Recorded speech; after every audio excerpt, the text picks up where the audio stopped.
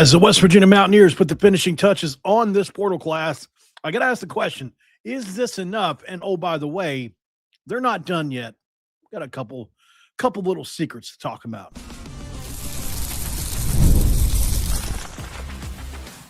You are Locked On West Virginia, your daily podcast on the West Virginia Mountaineers, part of the Locked On Podcast Network, your team every day. What is up, guys? Welcome back in. My name is Mountaineer Paul. I am your host here.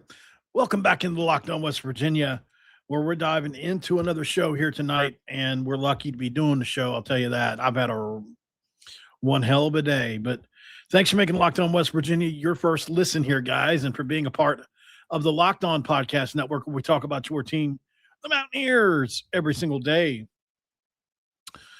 All right, guys. A couple of different things to talk about on this one.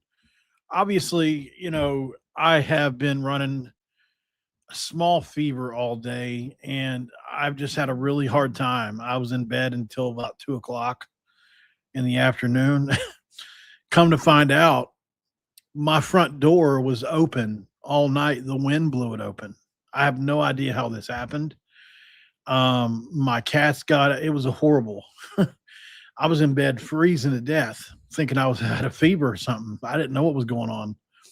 And that ruined my day to start. And then I don't know if I was so cold last night that it impacted me and gave me a fever or what, or if I just got sick. I have no clue, but I mean, I've had a rough day today. I just now feel decent enough to do this. So, I had to take a couple showers, and it was just one of those ones where I had the body aches.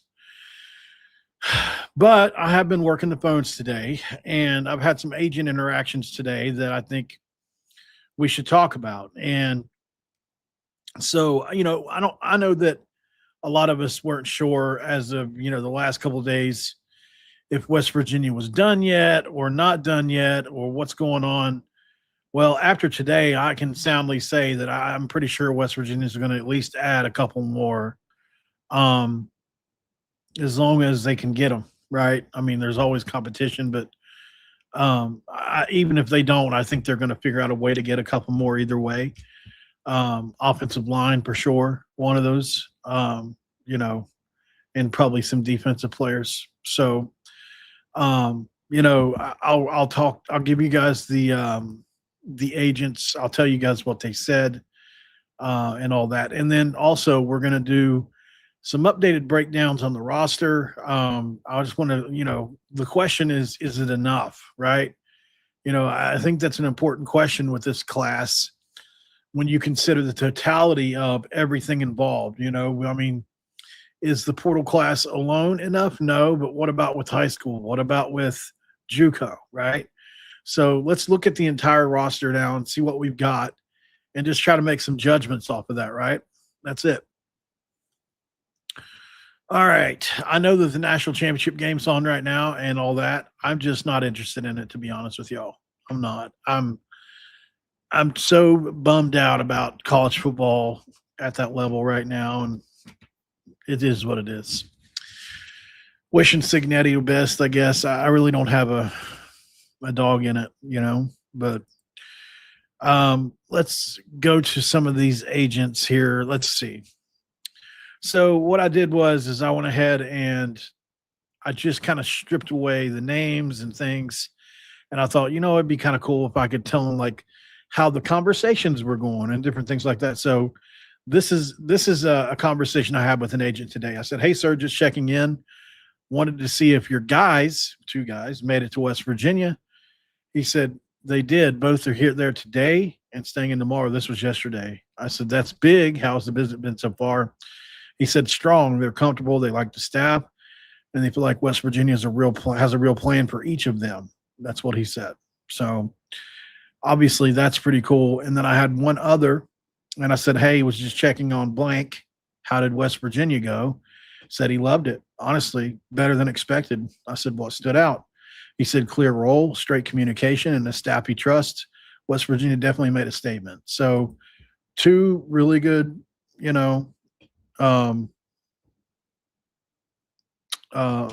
interactions there. we'll see what we end up with.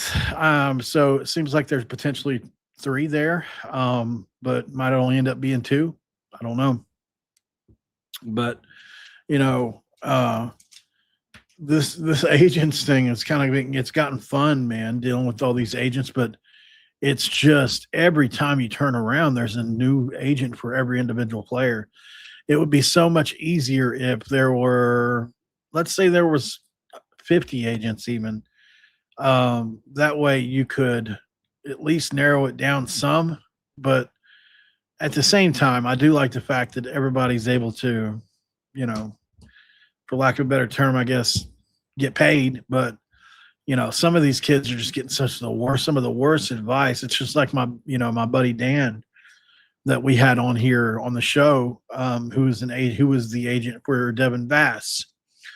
Man, he represented the absolute crap out of that kid and did such a good job.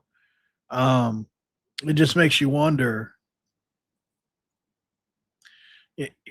It just makes you wonder, what some of these kids get charged. I've heard horror stories of up to 30%.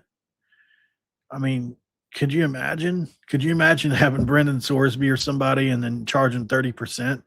You'd be rich.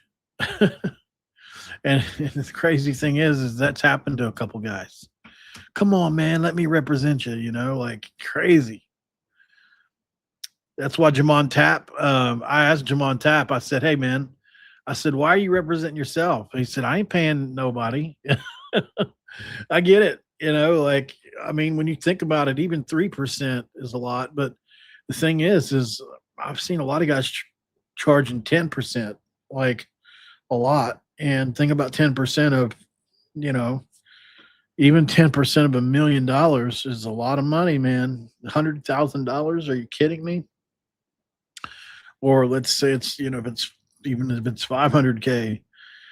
So yeah, definitely don't want to. I don't want to approve that kind of stuff, I guess is what I'm saying. But anyways, we're off track a little bit. So I do think West Virginia is going to add a couple more pieces, based on what is there and what has been there over the last couple of days. It seems like they're trying for defense, maybe one more O-lineman. But, I'm sure they're probably just trying to get best player available as well right now, and we'll see. But be looking for the next day or two, or maybe the next week. I have no idea when they don't have to announce it, I guess. Be looking for at least probably 2 more, I would say. So, we'll see what they do. I guess they could, if they strike out on these guys, maybe they take no more. But sounds like things were going pretty good, as long as West Virginia wants them. Like we've seen cases too where guys come in and then somebody else they want more decides to come visit, and they're like, well, we'll get back with you. That's happened before too. So, all right, going to break really quick. Let's talk a little bit about this roster and look at it in totality. We're going to look at the high school. We're going to look at the JUCO. We're going to look at the portal and try to put this roster together and ask the question, is it enough? Can West Virginia win 8 games with what they have next year? Next. And this episode of Locked On West Virginia going to be brought to you by our friends at FanDuel. And right now with FanDuel, it's a pretty simple thing, guys. When you're talking about FanDuel, you have to answer the question, what is up with it? And listen, everybody knows right now that the college football national championship game is tonight, and FanDuel is giving customers even more ways to get in on the action every single game day of the playoff, because right now, every college football playoff game day, FanDuel users get a profit boost waiting for them in the app. Here's what I love about it. You get the profit boost on bets you already feel good about. You can ride with your favorite team you think controls the matchup. You can take a shot on the underdog and feel an upset coming, or build a parlay around the players and moments that you think decide the game. Then you can apply the profit boost and go after even bigger winnings. And when you win, FanDuel pays it out instantly. You don't have to wait, which is perfect for playoff football. FanDuel is the best place to get in on the action all playoff long. So visit FanDuel.com to get your college football playoff profit boost every game day.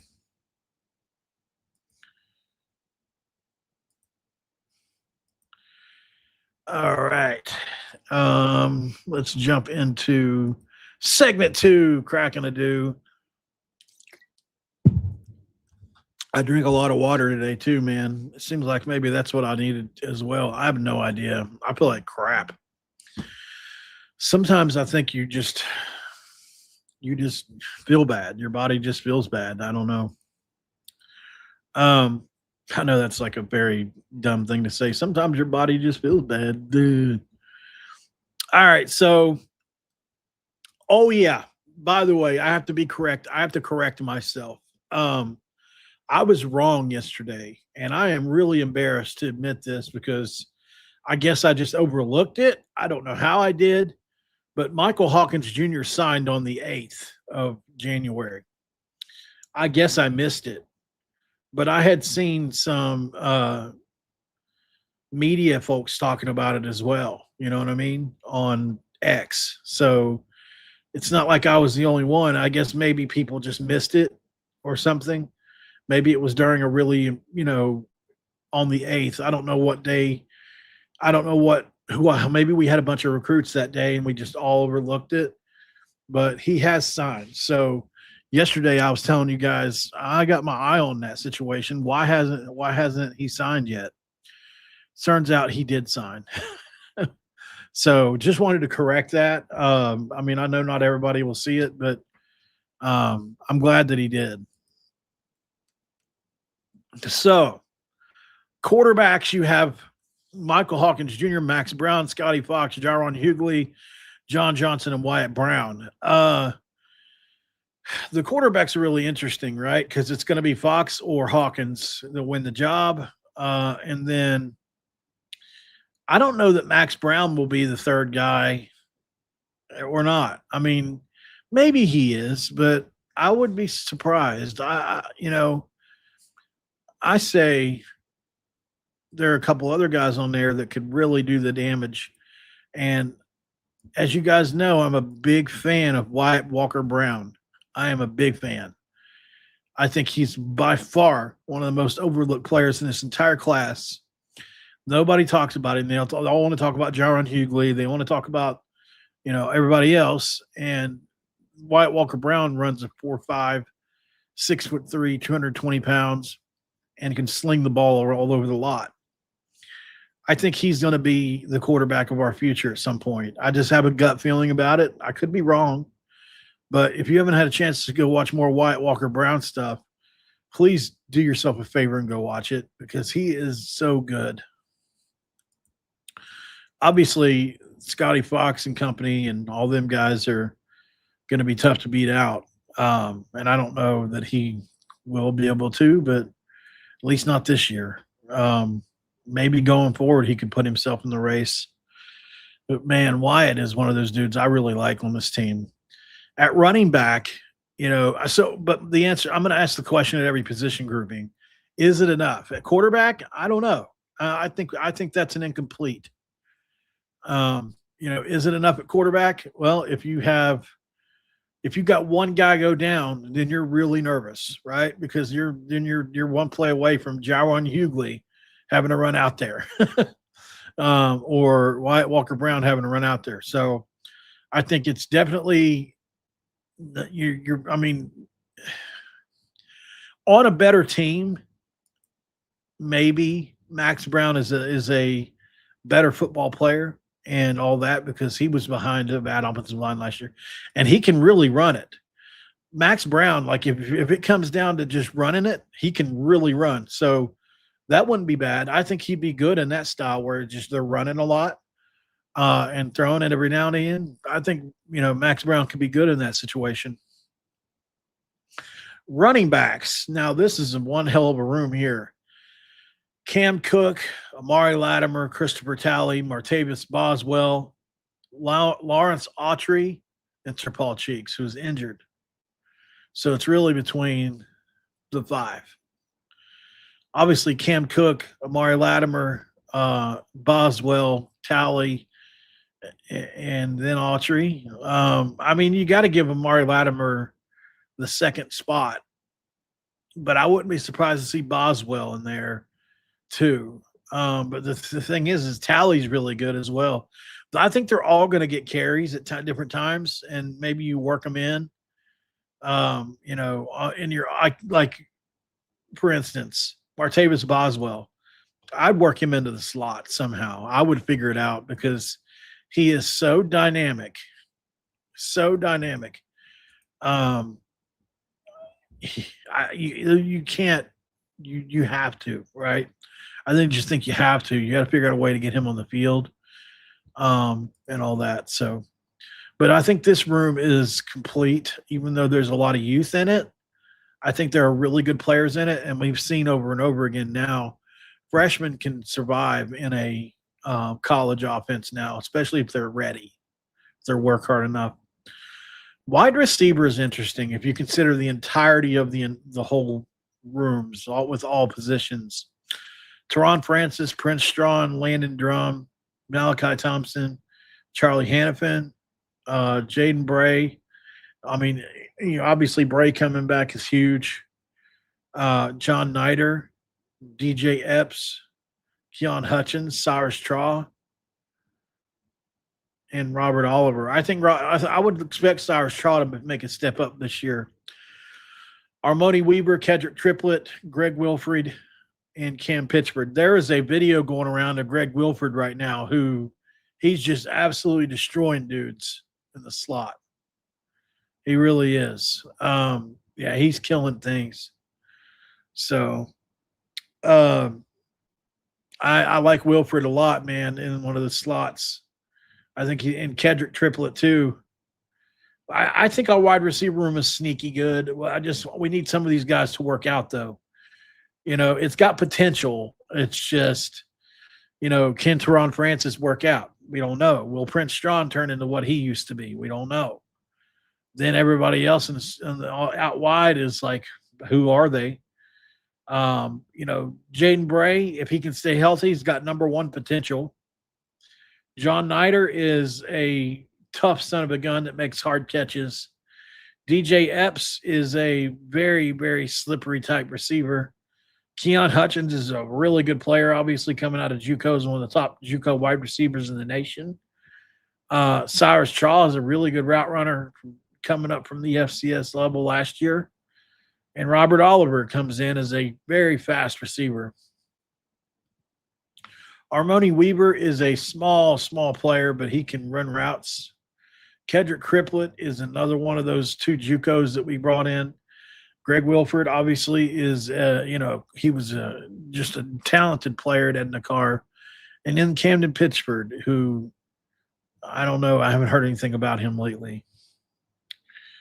Left tackle, left guard, center, right guard, and right tackle. Left tackle, Cam Griffin, Nick Cray, Jonas Muya, and Aiden Woods. I don't know if Cam Griffin will stay out wide at tackle necessarily. I don't know if he's got the athleticism for power four, but just on my tape study, Nick Cray does. Jonas Muya is interesting out there. Amari Grayson at left guard, I like it a lot. I think that's probably who I would start there. But I wouldn't be surprised. I wouldn't be shocked if Wes King ended up starting there. Landon Livingston at center for sure. Devin Voss at right guard for sure. And then here's where it gets tough. Is it Kevin Brown or is it Malik Agbo or is it Karsten Cassidy? Look, Malik Agbo he's got a lot of potential, a lot. And if he just gains the weight, he could be so good, so good. I think our offensive line is really, really good. Hopefully, we need it to be, right? But if you're looking at, Karsten Cassidy bookended one of the better offensive lines in the country. If you go look at what they did this year at UConn, I mean, they were dominant run team. So I think Cassidy's got a chance to play a lot. Kevin Brown, I think they'll both rotate a lot between each other until Kevin gets the requisite experience. Kevin's one of the only coming out of high school guys you'll ever see that's ready-made to jump straight in and play. Defense is interesting, right? Because if you look at the totality of it, obviously in the portal you brought in LeBlanc, and that's it. That's not good on the defensive line, but you do have Corey McIntyre, Taylor Brown, and KJ Henson. I like all three of those guys, actually. I think they're not bad players. KJ Henson is a very athletic Dante Steele type guy out of JUCO. Taylor Brown was a big-time four-star coming in last year, one of our highest-rated players. Corey McIntyre is finally lived up to some of his, his hype last year when didn't get injured for once, which was great to see. Will LeBlanc is a big-bodied, athletic defensive lineman. We'll see what he ends up being. Nate Gabriel has got a chance to be a really above-average nose. Jalen Thomas is 6'3", 310 pounds and all muscle. So, he's another one that you look at and was like, man, he's really stout. Cam Mallory is interesting, obviously coming out of Moody, Alabama. One of the best defensive linemen in this class that we brought in. I love his tape a lot. There's a lot of people that love his tape. He's definitely not off the radar. Yender Mack is going to take a year to develop it, in my opinion. Although I love his tape, but he's going to be a year off. He's athletic, Dante Steele-esque as well. We got two guys that are similar to Dante Steele's. Not that they'll ever be that good, but they're the athletic type, 255 that can run around. All right. If you're looking at edge and bandit, Harper Holloman, David Fogo. Then you've got Jeremiah Johnson, Noah Tischendorf, and Carter Kessler. It's definitely not anything to write home about, but you have to trust that, the Holman and a Fogo can be pretty good pieces coming out of there because, linebacker-wise, you've got Stolsky, you got Patterson, you got Cam Torber, and you've got Ashton Woods, who I like all those guys. Off the ball, you got Malachi Hood, Ben Cutter, who I'm really glad to see stayed. We thought maybe he would transfer at one point. He didn't. Antoine Sharp, Trey McLaughlin, and Cam Dye. So that's pretty cool as well. Cam Dwyer. I don't know about the linebacker room. I think there's a lot of – obviously it's got some potential, no doubt, like all the position rooms do. But this one here worries me a lot. Sometimes when I look at it, I don't know about edge. I like some of the guys, but I'm not in love with any of those guys. Tyler Stolsky is a good player, but he's an in-the-box linebacker. He's not going to run around and make plays. So he's not a super athlete. And I wonder how that's going to affect us sometimes if they put a mismatch on him. I don't know. Isaiah Patterson obviously is a good player, but I don't know he's pretty inexperienced still. We'll see what he can do coming up from UNLV. You guys know I think Cam Torber is just one of the best in the in the class there from last year. I love Torber a lot. I do. Ooh. All right. Malachi Hood is a super good athlete. Ben Cutter has really came on last year at times. Antoine Sharp, Trey McLaughlin, and Cam Dwyer have got some way to go still. Is the game over? Let's see. I've seen somebody, you guys are all talking about the game in the chat, not this.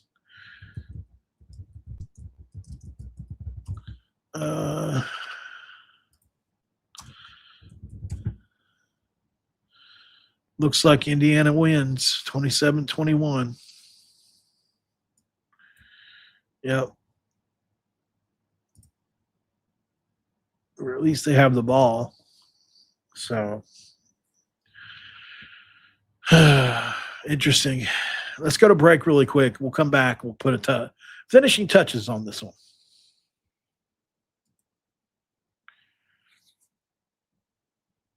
And we have to talk about our friends at TurboTax, don't we? We got to talk about TurboTax. We got to talk about TurboTaxing. Talk about TurboTax. Talk about TurboTaxing. All right. So when it comes to TurboTax, if you don't know, We'll help you find out because they do just a killer job, obviously, with what they do, and there's a reason for that because tax season doesn't have to take over your life. This year, TurboTax is making it easier than ever just to hand over things and move on with your day. Right? That's pretty good.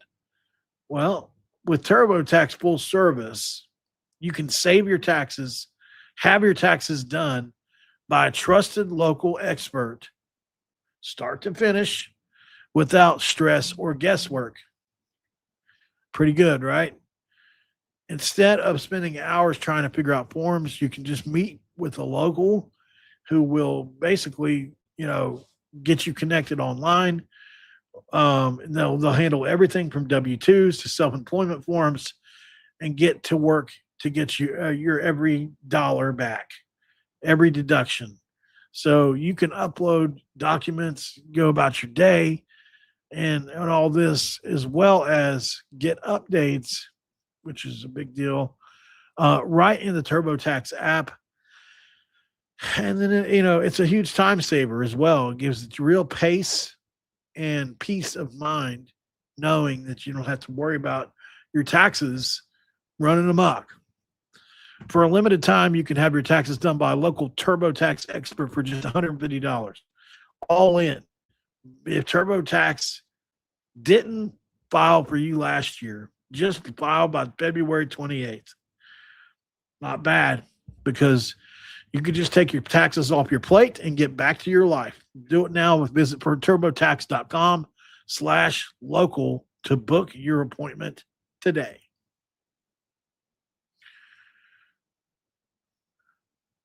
Where is it? There it is. Indiana won. Okay, good. All right, so we are back here, guys. Locked on West Virginia, segment 3. I am going to pull up. So we're at defensive backs here. I think for me, this is one of the rooms where, let me get a drink here. This is one of the rooms that is a wild card.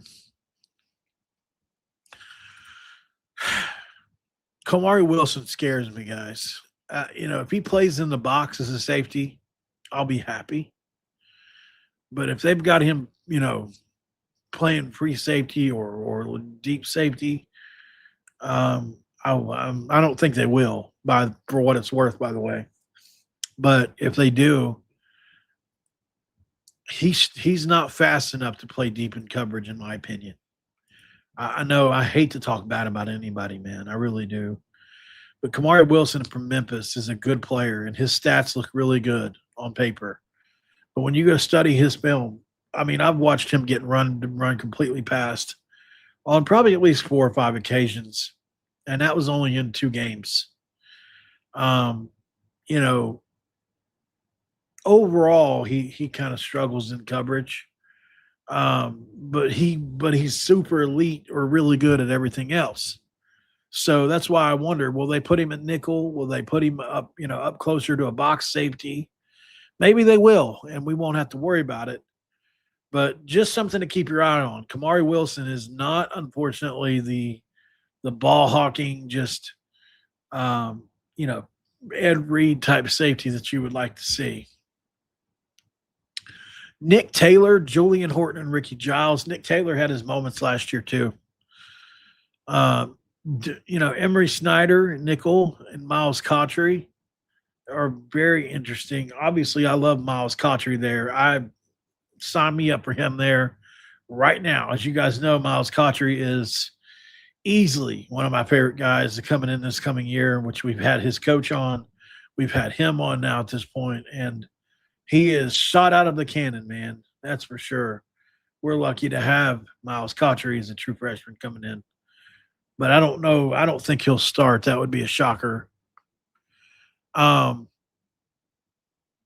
If you look at high safety, they've got Matt Sig there. That'll be interesting. I don't think he's quite ready for that role yet either. Maybe if he comes in during the summer, which I think he is, maybe he will be then. But Damari Williams and Jaden Ballard is kind of they're high safeties as well. And who's going to be better than that, right? Matt Sig, probably nobody. Jameer Latimer is going to be a corner, obviously on one side. Shams Diagne is going to be one, probably a backup corner, in my opinion. Cormez Bomar, same thing. Damon Allen and Rayshon Reynolds, I think, have a chance to be able to get on the field quite a bit. Andre Powdrell will be your other corner, probably. Keyshawn Robinson, Benson Smith will have a chance to work his way into the rotation. Malik Hawkins as well, Mekhi Boone and Samaj Hill. So, I think we need, first of all, we need the safety room to really come together. We need the wide receiver room to really come together. And I have faith in pretty much every other room. Linebackers are kind of, not subpar, but definitely not what I was hoping for. But then again, maybe the guys we brought in are really good, and we'll see. So, well, it's interesting, definitely. There's one more thing I wanted to show you guys that somebody had put up. Wild Ute put this up. Let me see if I can add it to the screen. Let's see. Where is it? Come on. Nope. No. All files. There it is. Okay. Well, it wouldn't let me do it. Well, anyways, it's a list of the top 8 quarterbacks next year. And they don't have Scotty Fox Jr. on there at all. As a matter of fact, let me pull up the list here to see if I still got it.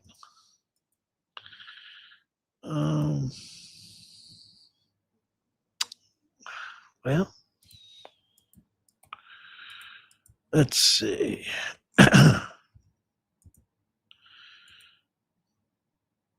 Yeah, I guess I can add it like this. All right, so here we go. They've got number 1, Brennan Sorsby at Texas Tech. Number 2, Devin Dampier or Bird Ficklin, which we know it's Dampier now. That's a total homer pick from him. 3, Bear Bachmeier. 4, Connor Weigman. 5, Noah Fafita. 6, Avery Johnson. 7, Drew Mestemaker. And 8, DJ Lagway. Oh, man.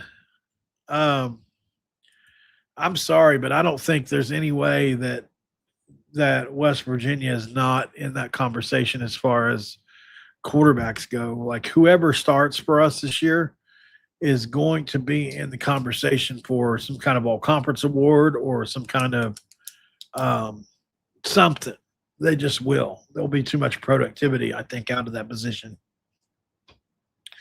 But I've been wrong before. Definitely been wrong before. Indiana won. That's not a surprise. That seems like they were a team of destiny. I mean, after it was up 10-0 at halftime, I was like, yeah, that's probably a wrap, But Miami made a valiant comeback. What can you say? Tried to come back. So it's a good deal. But I don't know. Indiana's, it's wild to me to think that they just won a national championship. It's insane. It's insane, man. I bet you my buddy over at Locked On Hoosiers is going to get 1 billion views tonight. What a lucky person he is. Can you imagine how lucky it would be to be a content creator and actually do that? I mean, for it to happen at all, I don't care about even the content creation, but I mean, when Rich Rodriguez, here's what I compare it to. When Rich Rodriguez got hired at West Virginia, this is the real truth. I've got screenshots of it because I just was shocked. When Rich Rod got hired, it was such a big story. When I was live, I had 7,000 people in here at once. Between my lives, I call my lives, between X and Facebook, X and YouTube. I had 7,000 people in here. If West Virginia won the national championship, I bet I would eclipse that for sure. Probably be closer to 10 or maybe more. Pretty crazy, man. All right, guys. Thanks for being here. I'm going to go ahead and jump up out of here. I had a rough day, so might as well go ahead and end it. Seems like it just got started, but we're going to go ahead and end it. So I will see you guys tomorrow. Thank you for all you do. And have a great rest of your day. Indiana won. Good for them. We'll continue to monitor the portal for West Virginia. As like I said, they'll have at least a couple more guys coming in sometime within the next couple of days, you would imagine. So keep our eyes on it. Until then, don't forget to Q Country Roads.